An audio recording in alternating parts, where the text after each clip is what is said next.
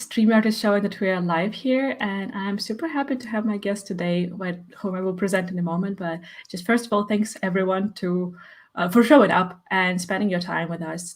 Everyone's time is precious, and I'm really happy that you're deciding to take some time from your day to hear our conversation and to see what you can learn from it and take some reflections and inspiration and practical tips from the Genius Leadership podcast and live show. So today I have Petri Kajander with me. He is a wonderful mind and a business mentor. You probably would say differently, Petri. How would you call yourself, actually? I don't think I will label myself. That goes pretty nicely. Yeah, exactly. That's what I was thinking. Like, I was looking at your webpage, and you use some words, but at the same time, you try to describe the experience, right? Without labeling it too much. What you do, what kind of magic you create with the founders with whom you work. So let's just roll with the magic creator as that's a nice title. I haven't used yet. That's the perception I get from you, from our conversation before, and from your webpage and all your content that I've managed to consume so far. Well, and thank you. Petri, I'm glad to be here. Yeah, I'm very happy that you found the time as well. I usually start with a question about leadership because that's the overall topic for the show. So what is leadership to you, and who is a leader? Well, I think leadership is all about reminding people where we're going, why we're doing what we're doing. So it's about mission, it's about vision. So you have to show the big picture, the purpose of everything. And obviously you don't need to define it yourself, but you have to be the sort of the voice for that in order that the people know what should be done. And another important part is values. And that's basically more like being. It's not exactly acting yet, but so the mission and the values are more important than anything else, I think. And then comes the action part, which is leading by example. And this, I think, this is a pretty powerful thing if you can do it. And the rest basically follows from there. Obviously, there's a lot of other stuff coming for the leadership as well, taking responsibility and listening and embracing other people, serving them. But I think it's all about who you are as a person, and your actions speak more louder than anything else. So I think that's leadership, and then anyone who does those things, I think, is a leader. Okay. You sort of earn it by doing. It's not what the title says, but anyone can be a leader. And if you just put a bunch of people in the room, you start to realize that some of them might be the leaders there without anyone nominating them. So I think in the West Wing episode, many moons or even years back, I think there was a joke that the leader is someone, leader without follower is just a person taking a walk. So other people are making the choice that whether you're a leader or not. It's not up to you. I think you're tapping into quite a lot of interesting things here that I would like to unwrap a bit more.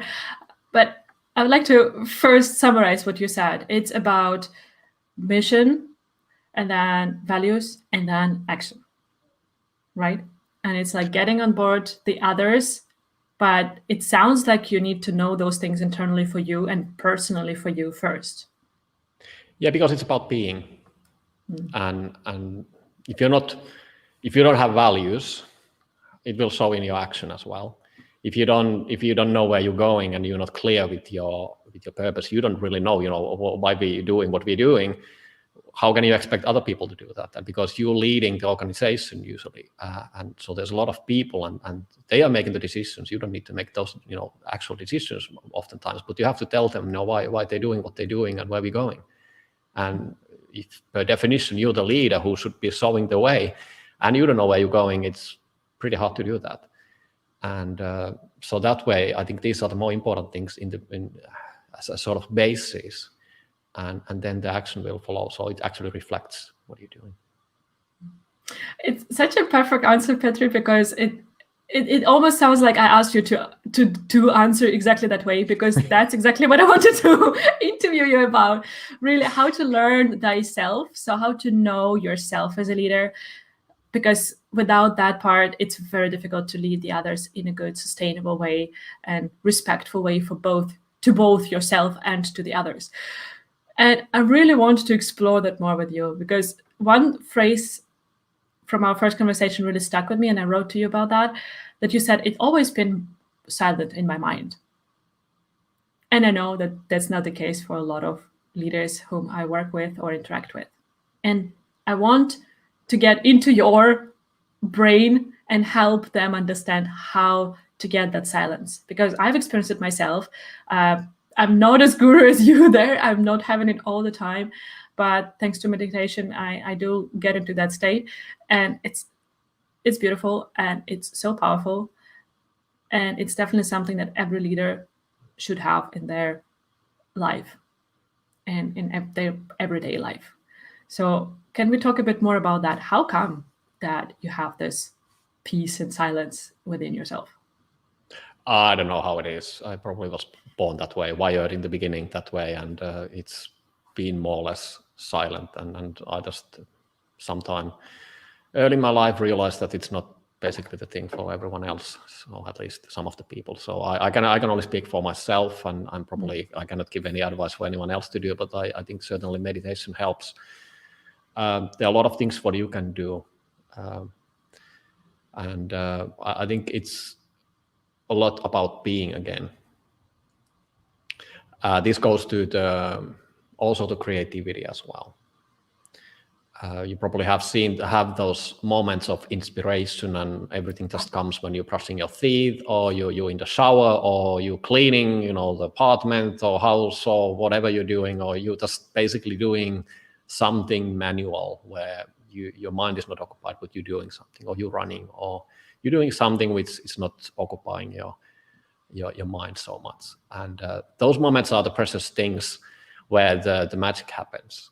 And how to get there is actually the thing. And you have to remove a lot of stuff for that to appear. And I think that's the problem with a lot of people nowadays, that you're so busy. You have programmed your life. Your calendar is full. You are all the time on the move. And boredom, being bored, is the key for creativity. It's the key for all the good stuff. But how to be bored? Well, by definition, you have to not do much stuff. You have to let go a lot of things, and then it appears. It doesn't come by command. You have to allow it to happen as well. So the peace of mind, creativity, all these things go a bit together. If you're too stressed with your life, if you're too busy, you're running around, you're having tons of meetings, a lot of stuff is happening in your life, it's chaos in your life, you're stressed. That's when you're in that situation, it's really difficult to do something fun. It's really not so nice to try to put yourself in a good mood. It doesn't work. You cannot command any of these things. So the only thing I think which really works is that you have to structure your life in a way which allows these things to happen. But there are also things what you can do to get better. So there's a lot of techniques. For example, if you're talking about business, what you can do, you can take less meetings. If you have hired brilliant people, and I hope you have, and I think you probably have, then why you involved with decision making? Let them do the decisions. Delegate. You should basically be redundant yourself in a way that you just should be just make sure that the values are right. We're going the right direction, and just let the other people do the a lot of moving. And the other thing which I tend to say oftentimes is also that motion does not mean progress. Motion is easy.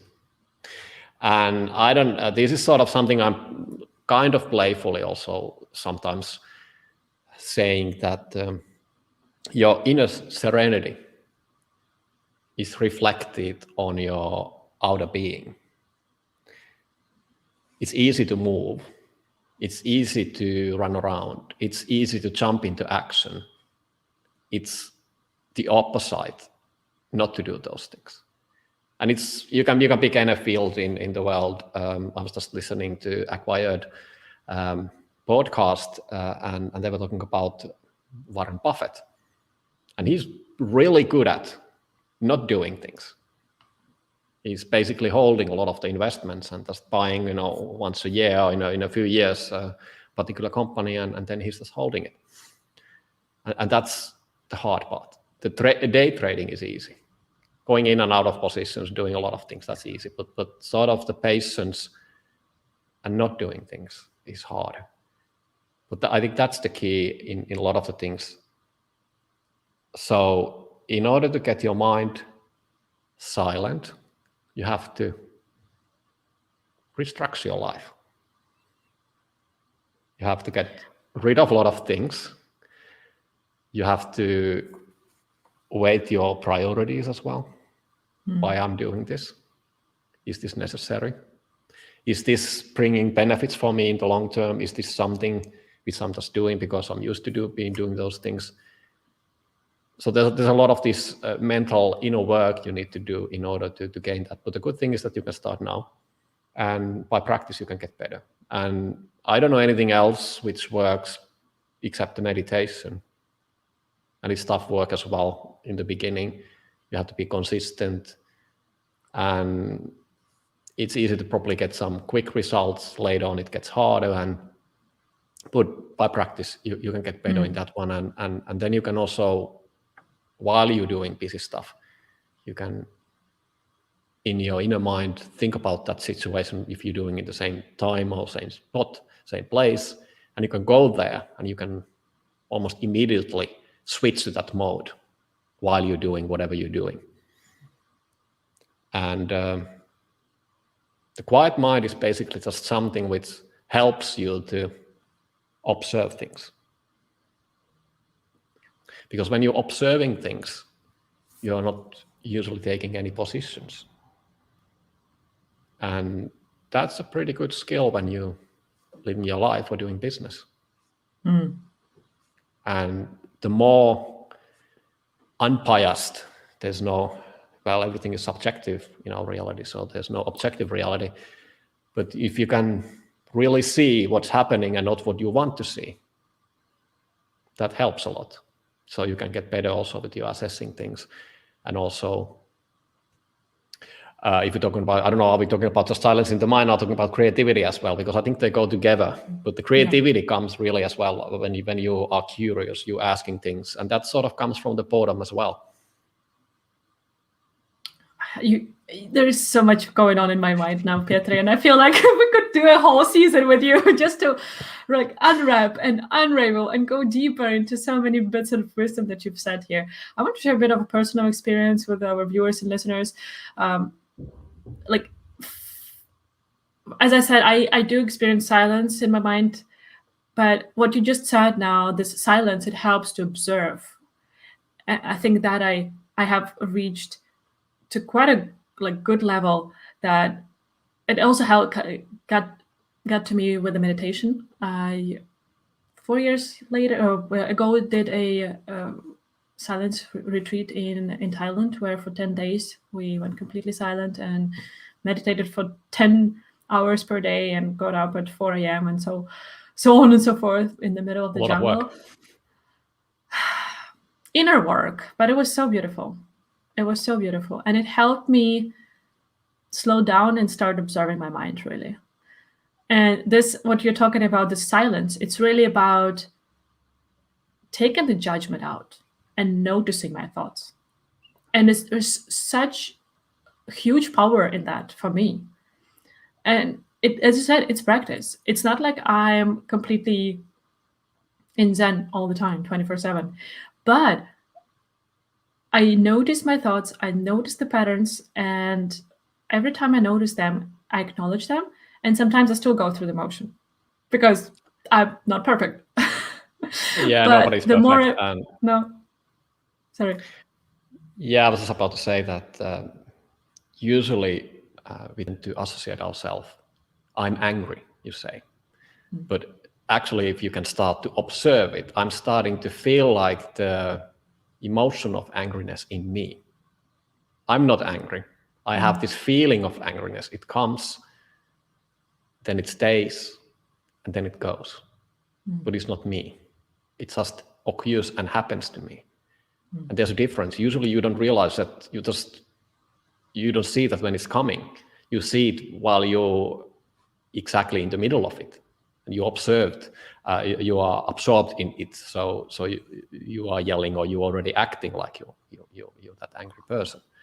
But I think that's what you get with practice, that you can have these feelings, but you also have a distance from them, that you can decide what to do about it. And oftentimes you don't do anything about it. So you allow them to happen, but you don't, it's like railway station. There are some trains coming, some trains going, and you don't really need to bother with the trains. You can just see what's happening. And that's with the thoughts as well. If you have some thoughts, same thing.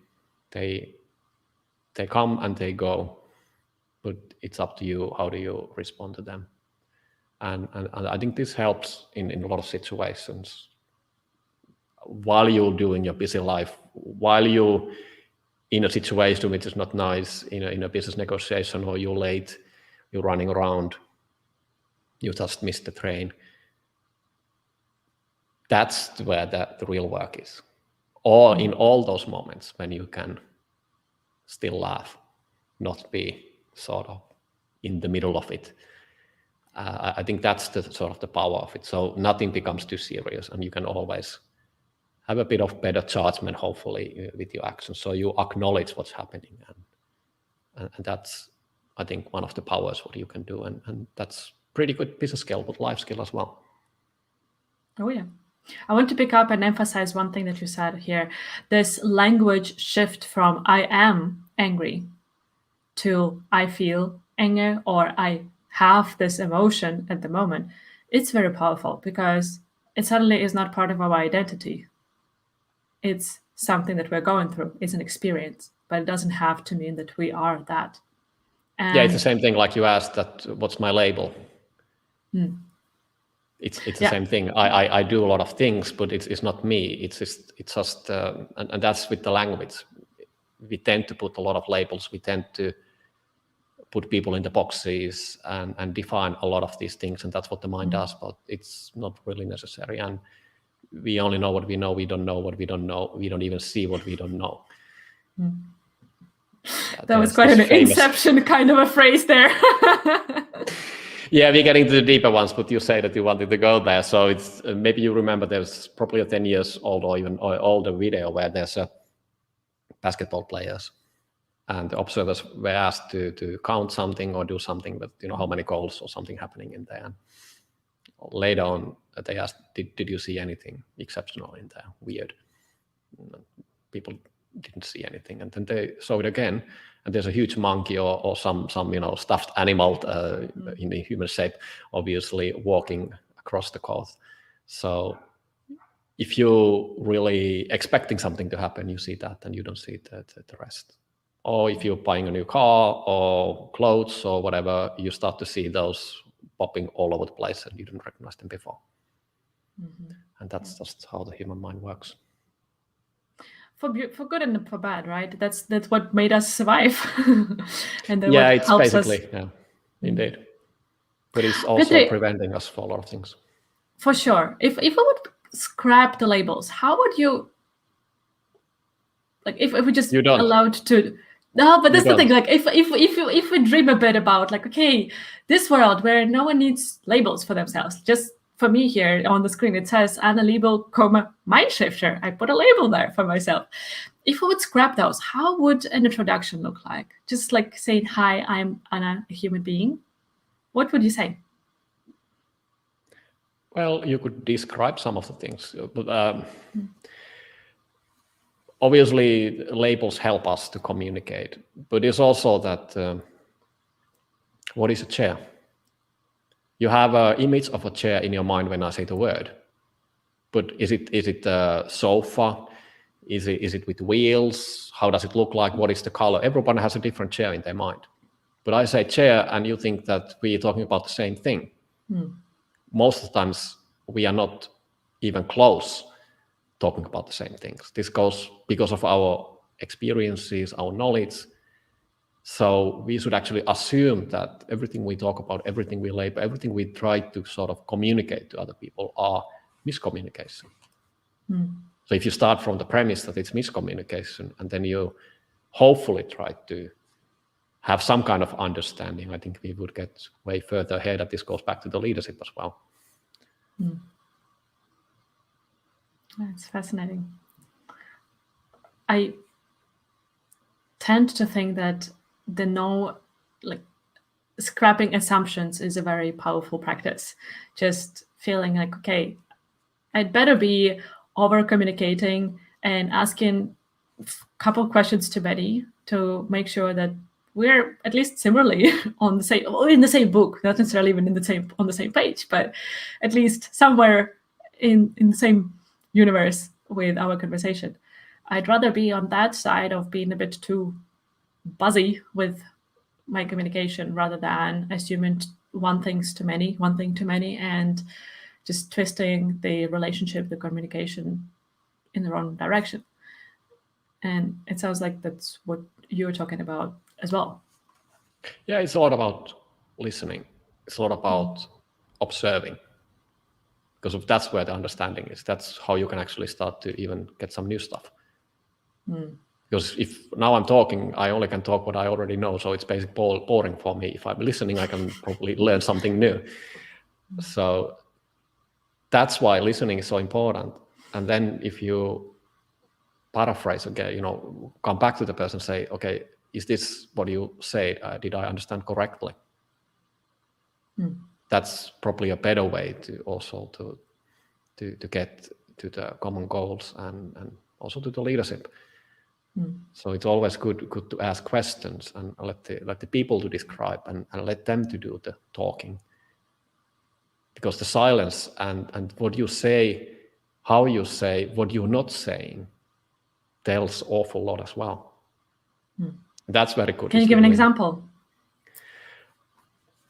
Any situation, if you're recruiting someone, for example, it doesn't really matter the question, but what they are saying, how they're saying, what are the things they think are important.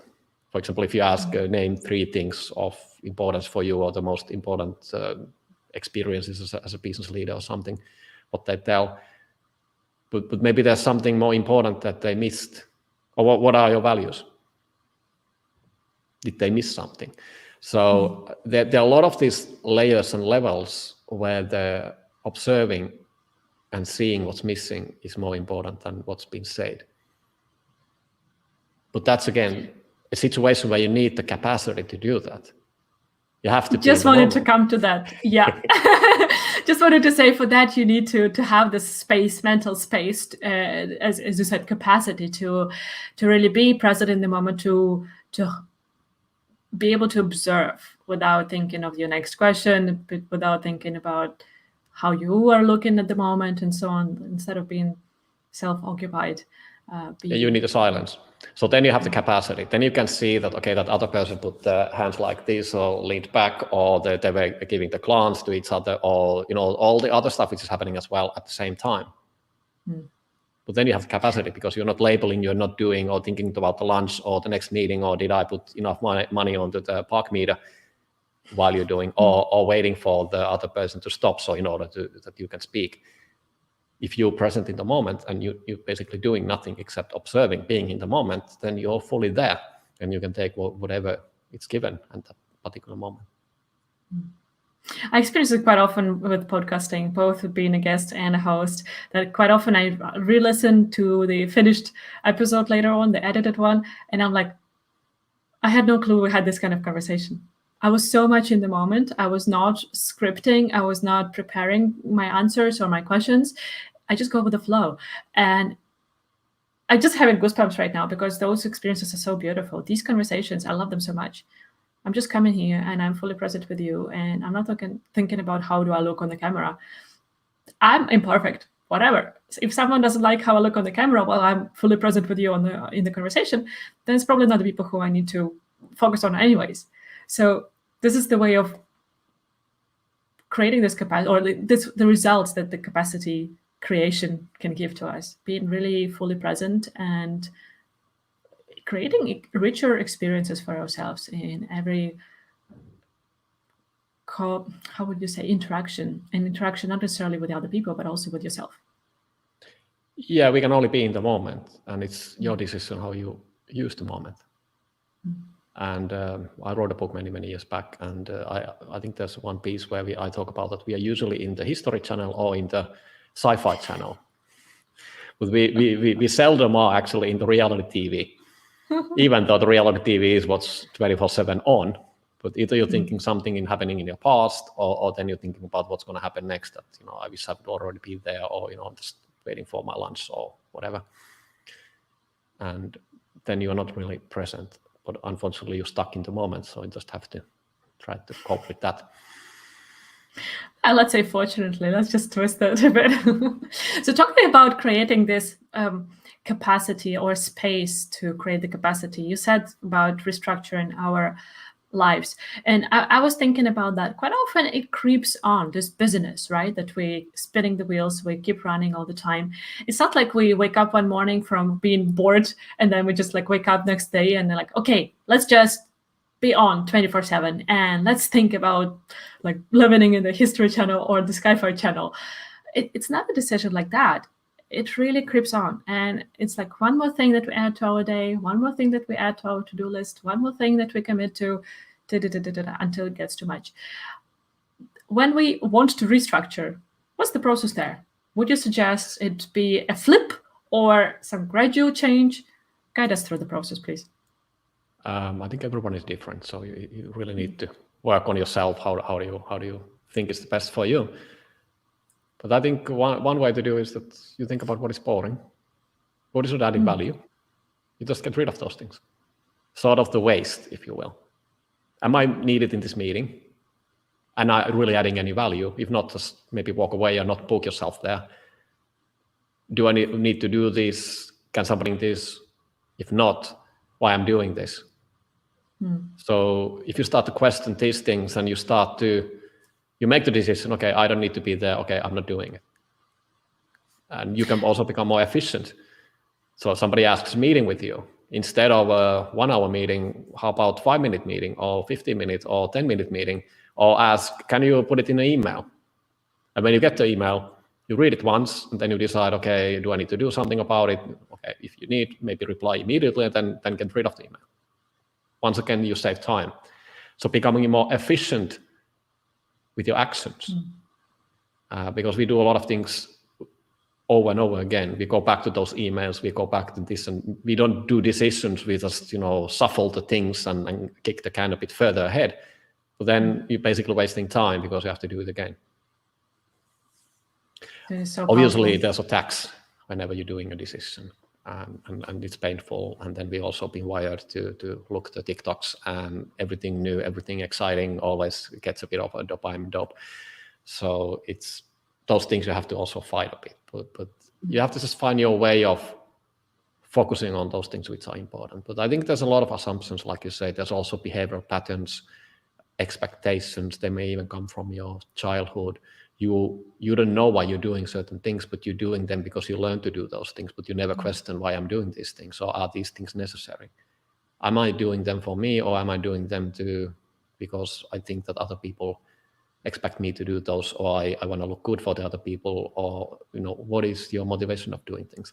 So if you really go through your inventory of your life, you may realize that I don't need any of these things, and probably I can live with maybe a few resources. I don't need that big house. I don't need that big car. Maybe I don't need a car at all. Maybe there's a lot of things you don't need.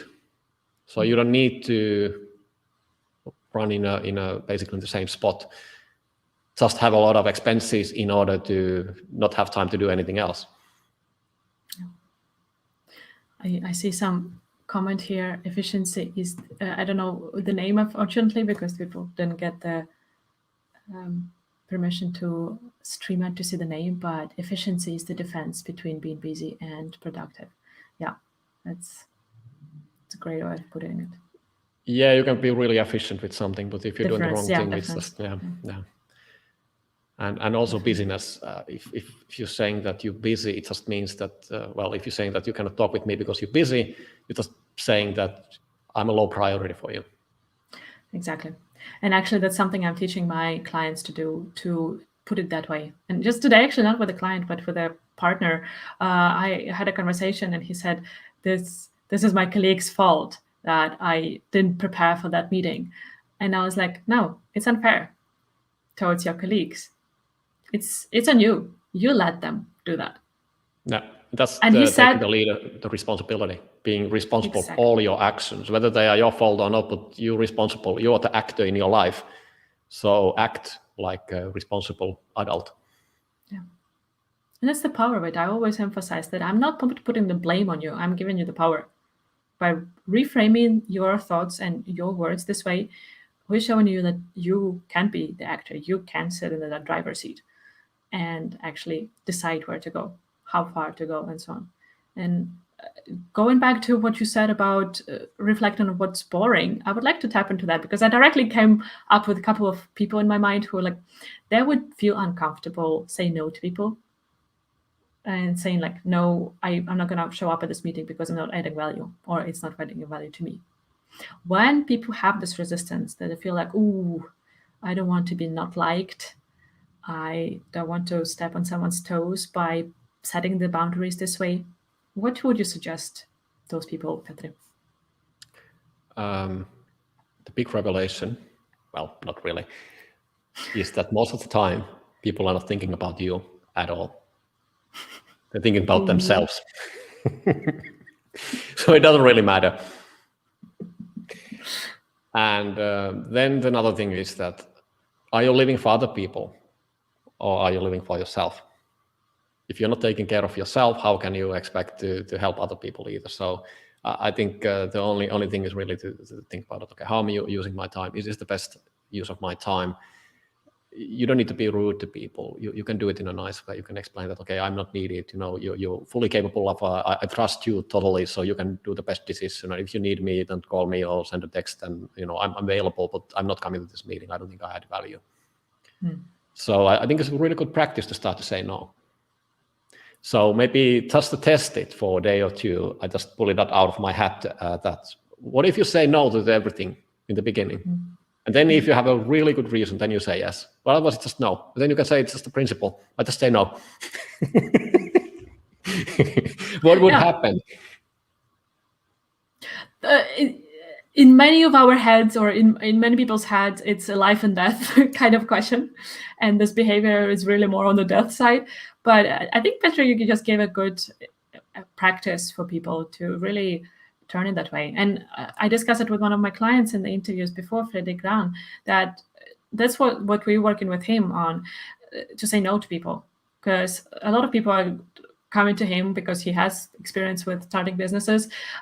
They come for some business advice and so on. And he just loves that. It's his passion. So he just says yes to everyone. But that meant that his own business that he's trying to grow has been sacrificed for helping the others. And I was like, okay, now you need to focus on that, get it off the ground and get to the next stage, which you want to, because for now you don't have the resources for that, the capacity for that, because of helping everyone else.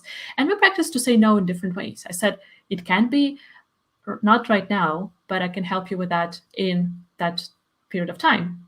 Or I can help you with only this part, but this is too much for me to commit to at the moment. Or no, but I know this person and I could connect you with that person. They could help you as well. So you can really be creative, and there could be another practice to do. Come up with 10 different ways of saying no. No, you can do it with a lot of different intonations and different ways. Yes, but and I think if you're doing just things because you are too afraid to say no, it leads to a life where you are not happy. And if you're not happy, you're miserable, and people around you become miserable. So you're not used for anyone else either. So I don't think that's the way to go.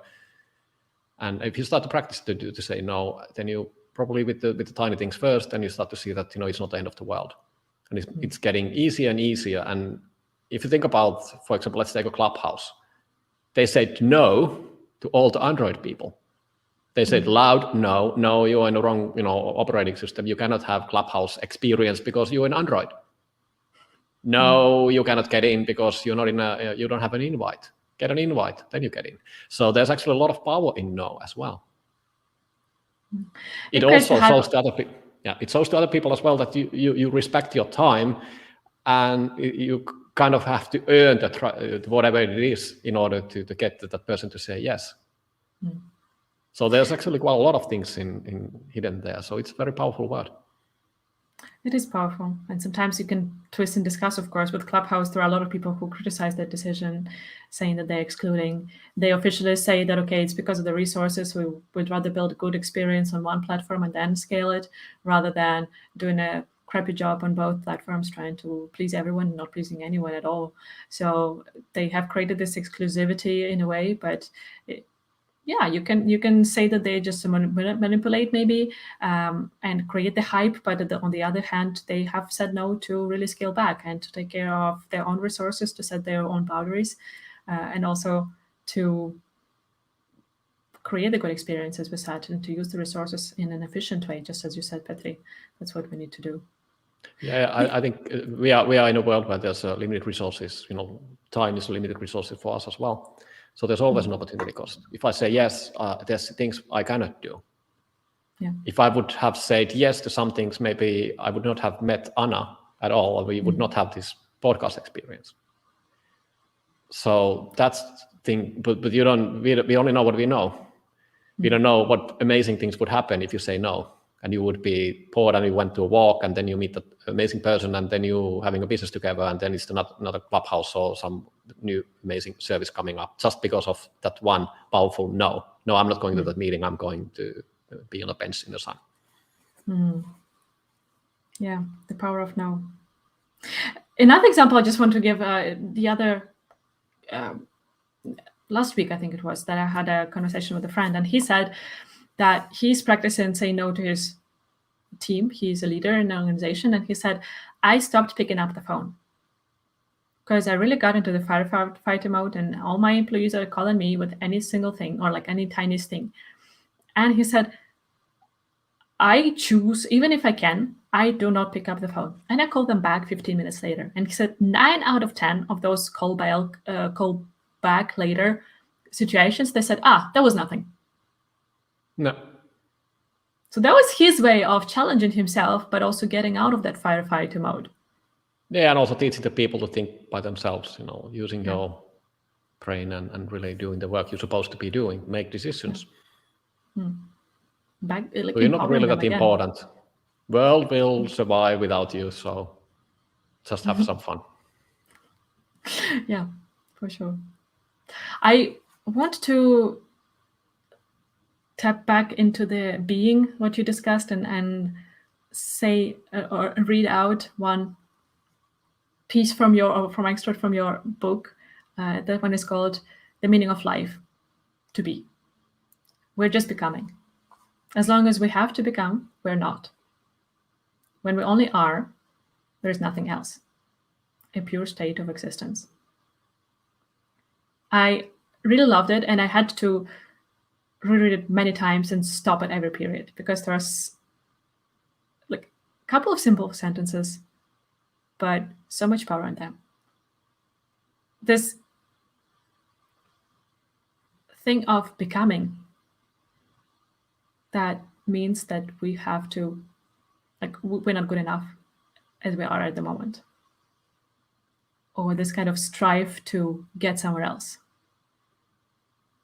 And if we reshape it, reform it to really the meaning of being, then we just exist. Can you elaborate a bit more on that? How did this tiny piece, but such powerful piece, came to you? Where is this wisdom coming from? What kind of experiences?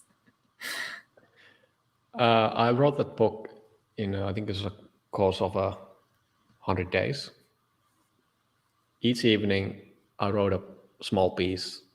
When I was really tired, or I didn't have anything to fancy to say, or nothing, well, I just didn't have anything in my mind, I wrote a poem. I wrote something like that. So that was probably like 5 minutes or 2 minutes. I just put it on the paper, and that was it. But like I said in the preface of the book, I was doing a lot of things at the time. I think I was a startup founder at the time. I was raising funds. I was studying full time, doing my master's at the time. Then I was also earning my living, and then I was writing the book. So those 4 things I was doing at the same time. And then basically what happened during the days were just the material for those things. They are, and it's a long time ago I wrote a book, so I don't even remember. But I think there's something in the book where I mentioned as well that it's not important what happened during the day. It's important sort of these things, these distilled things, these qualities or these experiences are more relevant than describing where I went or with whom I talked or what I heard and what things happened. So your life is your material for these things. It's just up to you whether you have the capacity and you can acknowledge those things and see the subtext, the context on things. Coming back to that, what you wrote, motion is no progress. That's what the mind does.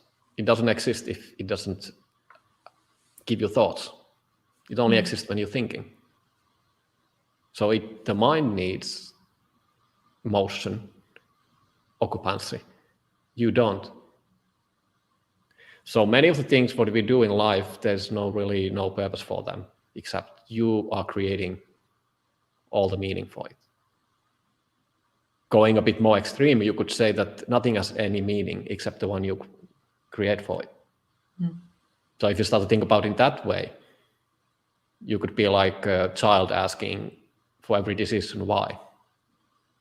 Why are you going to school? Why are you going to work? Why are you going to shop? Why are you doing? Why?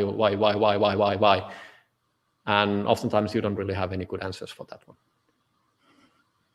And the becoming is that I'm doing this in order to something else happen in the future. So I'm just sacrificing this moment for the something better in the future. But oftentimes that's not happening. Like a lot of people are saying that, yeah, I will do that when I retire. And then they die in the next day when they retired or something happens. So a lot of these things which are not really preventing us to do things now, but we just have these mental blocks or we just have these excuses or whatever that we just saying that we cannot do it now, it's better to wait. So is your message here to stop waiting and living for the future moment? Yeah, just be in the moment, acknowledge what you have. Because it's up to you how do you decide to spend your time. If the sun is shining like now, it's plus 25 and it's an awesome, amazing weather, so probably I will go next outside. Maybe I need to work, but maybe I can work while I'm there, or I can do something else, combine things. It's always the choice, how do you do it? But if I'm planning the whole day beforehand, in the morning, 7 o'clock, drinking the coffee and like, okay, 7:45 I do this, and then 45 I do that, and then you just execute it like a robot. You are not in the moment. How do you find balance between planning so that you actually have the space for the silence and having that silence moment? I don't plan. My calendar is basically empty. There's only a few things in the calendar. I don't want to put the stuff in the calendar. I have stuff there, but there's not many things in there. So it's another way of living. It doesn't mean that I don't do things, but it means that when I'm in the mood of doing something, then I do that, and I usually do that very efficiently. If I'm not in a mood of doing something, I don't do it. That's what I learned as well, when you're really busy as well. If you need to do the bookkeeping or you need to do the receipts for the expense reports and you're not in a mood, don't do it. Do it when you're in the mood, or you know that it's maybe in the early thing, first thing in the morning. Is also these little practices how you can plan your life. If you think about, for example, the day, if you prioritize, for example, the most important things what you need to do, and you start to do those first in the course of the day, then you're getting less important stuff and less important stuff. So you can just drop and be happy that you did some stuff already. So there's a lot of these tricks which can keep you still efficient, but allow also spontaneity to happen. But it doesn't mean that you're not planning for the future. Yeah, you are not doing, but you have to keep in mind what is really important, where you want to go, what you want to do. you are not necessarily saying how you go there, but you know that you need to do certain type of things. Like I need to have podcast episodes every week. You don't need to do it now, but you just have to come up with the episode, in the course of the next week, for example. And then you may bump into an amazing book or person, and it sort of magically happens when you're in the right mood. But if you force it, usually it doesn't come the right way. You're only not in a good headspace, and the email doesn't come nicely, and then you are refused because you were not putting the right words. I think what you're saying now can be very triggering for many people. I myself honestly feel some resistance here because I lived by my calendar recently. I've put the blocks there for all my wake hours almost. And obviously not all of them are work related. I have my date night with my husband in there. I have my sports there. I have my morning routine there and evening routine, because I know that those things are what keep me sane and healthy. And I totally hear you. And I have this feeling like I like both of them. How can I choose? Because I do feel like I do by having the structure, I create some space for myself to be, because I know that, okay, in those parts of the day, I have created the structure for myself. I've got things done. That means that they're out of my mind, and I have the space to just enjoy the silence. Well, if that works for you, you may, for example, say that I'm working these hours. You may not specify what are the tasks you're doing, so you can pick and choose the ones you like to do at that particular time, but you're working at that time. And I do understand that people have obligations, and you have to put your schedule with other people as well. But still, I think there's a lot of things you can do, but just make sure that it's not that you feel like that you're in control, because that's a mind trick as well. We don't really control anything. If the power goes out, this podcast goes down, and it's not in our control in a sense. So there's a lot of things which are not in control, but by planning, you think that you're in control. It sort of gives you a sense of motion again, progress, because you're doing these tasks. Are they the right things to do? You feel the power by putting them in the calendar and executing them. It's a good feeling to get some stuff done, but are you doing them for the right reasons? Are they necessary things? Are you just keeping yourself busy not to think about or become bored or doing something awesome? I think here we're tapping into something very important. The why, the reasoning behind your business or what you're doing has to be there. As you said, you started this conversation with mission and values. And those are the things that are on top of my mind every day. I write down my values every day, physically with pen on the physical paper, because they're important for me. I try to live by them. And all the activities that I put in my calendar are the ones that are in alignment with that. And because of that, it actually feels good. It's stressful, to be honest, building my own business right now in a new country during the COVID times with a small baby. It all adds up. It's not a complete walk in the park, but having this alignment with my why and with my values, they make the daily choices easier, more straightforward. Now I'm just philosophizing here next with you about the different ways of finding this way to stillness. And I think what I could summarize it with is that, as you said, we're all different and we need to find our way. There's no wrong or right. I think the key is that you're not forcing things. If you're not in the mood of doing something, you don't force, you do something else. So you do those things which sort of naturally comes. And as a sort of a joke, if you think about, you have only two really the most boring things you can ever think about and hate. And you cannot stand them. Start to do the other one, and because you're so frustrated of doing that, then you switch to the other one and you do that a few times and both of them are done. Oh, that's a good hack. No. So it's also that if you focus on something, you get tired by just writing or whatever you're doing. And then if you switch to other task, which is not like that, you're cleaning the toilet or whatever you're doing, cooking.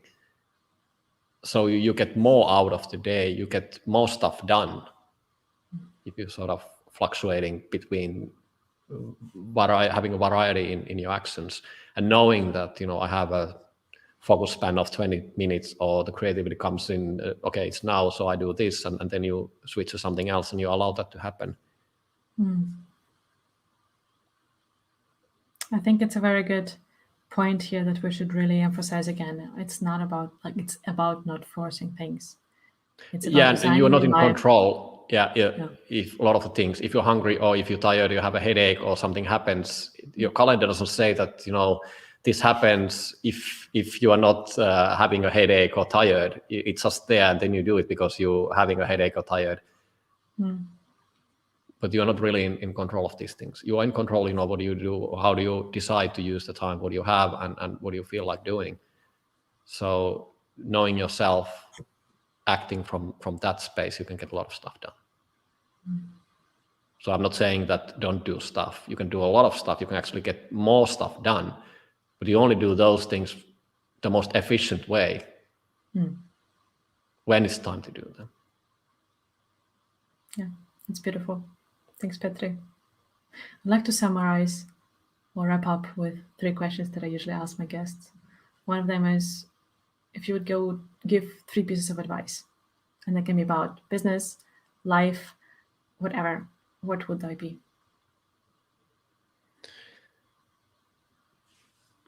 Well, being curious is always good because it leads to paths you don't know existed, and something surprising and good and amazing can happen. Being humble is also really good quality because it allows, once again, something new and amazing to happen, and it also puts you probably in a perspective, and maybe other people will treat you better as well. And listening is also a very good skill as well. That's beautiful. I actually am start to consider to rename my podcast from Genius Leadership to Curious Leadership, because I shared it already many times on this show that I thought I was the weirdo talking about curiosity in leadership space. And more my guests are mentioning that that trait in the conversations with me on the show. So it's just so great for me to find the people who agree that that is an important and valuable skill to have, to stay curious throughout the life, even when you are on that top in the organization and you're supposed to be the one who knows everything, has all the answers and so on.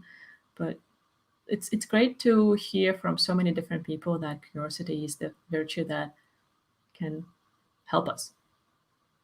Actually, being the top doesn't mean that you need to actually know anything or know everything. You can basically just helping other people. If you elevating and serving other people, that's way better way. And if you think about you making yourself kind of redundant from the decision making, like I said, not answering the phone, it doesn't mean that you are not a good leader. Probably you are even better leader that way, because if you allow other people to do their job better by giving them guidelines that this is where we're going, this is why we're doing it, just do it. And let me know if I can help you, and let me help you to get away those blocks, those things which are preventing you to do your job. This is my goal, to create the leaders in every workplace who are making themselves redundant in that way. And I just, when I said about the top, right, and knowing all the answers, I did the air quote marks, because that's what I see as experience for many. When people come to the top, they have that feeling and they have that perception that they're supposed to be the person who knows it all and so on. And that's what I want to shift. And I want to get away from that, because no one knows everything, and that's the power of us. And those who become the leaders, they're good at something particular. And that's what we discussed with you. It's about creating the mission, nailing down those values, and walking the talk in their way, with that empowering the others to walk their talk within the organization. I want to add one thing. Can I add one thing? No. No. Of course. For sure, Petri. Go for it. Have fun. Oh, yeah. Yeah. I think that's a perfect summary for, and I would say that maybe that goes to the practical tip that I wanted to ask you about. What would be one practical tip that our listeners and viewers can take from the conversation and implement today? And for you, I've never done before, but for you, I would specifically ask to have fun. What can people do today? Was that a question, or was it a sort of imperative statement? Well, what can people try to do today to actually have fun on their journey? Life journey, Well, I would say maybe that do something which may be later fun, may not be fun in the moment, but do something unexpected, do something out of your comfort zone, so do something you haven't done. If you're walking every day the same route home, go crazy and go other way, or do something else which is out of character, because there's a thrill in doing something new. There's a thrill of doing something which is unexpected. And when you go to that zone, you probably can learn something new. You can discover new stuff, and that's fun. But it's also painful because you don't know what's happening. So that you can do every day. You can do little things, you can do big things, you can do crazy things, you can do not so crazy things, but just do that every day. And amazing things can happen. For sure. Petri, if people would like to get to know more about you, contact you, what would be the best ways to go? Well, you can always follow me on social media if you just want to do that. Or then there's my website as well, my first name, last name.com, petrikajander.com, and there's some stuff in there. There are a lot of resources there, links to your YouTube channels and your podcast, and I highly recommend that everyone will find something to their taste and their needs there. We'll put that in the show notes for the podcast. Yeah, the website has been up more than 15 years, so there's probably some blog posts, a lot of stuff there. Maybe not everything relevant, but I've been trying to put a lot of things in there. So if you're a business leader, if you're a founder, or just curious about good books to read, there's different type of things to discover. Yeah, not everyone can say that. Oh, my website has been up for 15 years. Yeah, that's a special thing about you, Pet. I would love to thank you so much for being here with me today and sharing your bits of wisdom. And I think a lot of, everyone has found something in your piece of advice and your sharing here that they can take with them and start creating that space for silence in their life and in their mind. So thank you so much, Petri. Thank you for having me. It's been so much fun. I'm happy to hear that. Thank you, everyone, for tuning in, and see you in the next live or recorded and online or offline kind of space.